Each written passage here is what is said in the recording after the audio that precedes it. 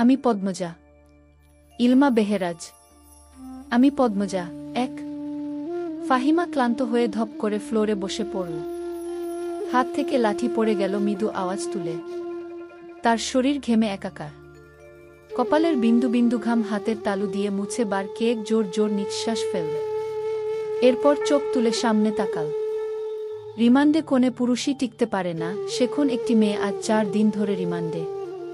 তার সামনে চেয়ারের বাধা অবস্থায় বিমুছ।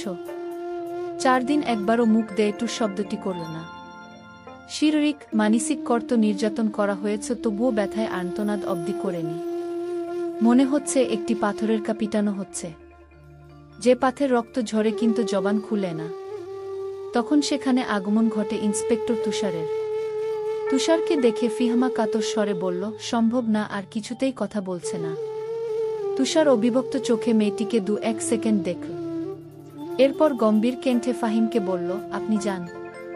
ফাহিমা এলোমেলা পা ফেল চলে যায়। তুষার একটা চেয়ার নিয়ে মেয়েটির সামনে বসল। বেশ কিছুক্ষণ চুপ থেকে বলল, আপনার সাথে আজ আমার প্রথম দেখা। মেয়েটি কিছু বলল না, তাকালো না। তুষার মেয়েটির দিকে সূক্ষ্ম দৃষ্টি মেল তাকাল। বলল, মা বাবেক মনে পেরে? মেয়েটি চোখ তুলে তাকায়।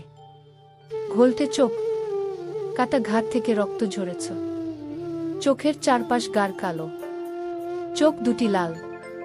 মুখের এমন রং রমন্ড আশা সব আশামার হয়। তুষার মুখর প্রকাশভঙ্গি অঙ্গর অবস্থানে রেখে আবারও প্রশ্ন করল, মা বাবেক মনে পেরে? মেয়েটি মাথা নাড়ায়। মনে পড়ে তার। তুষার একটু ঝুঁকে। মেয়েটি অসহায় দৃষ্টি মেল তাকায়।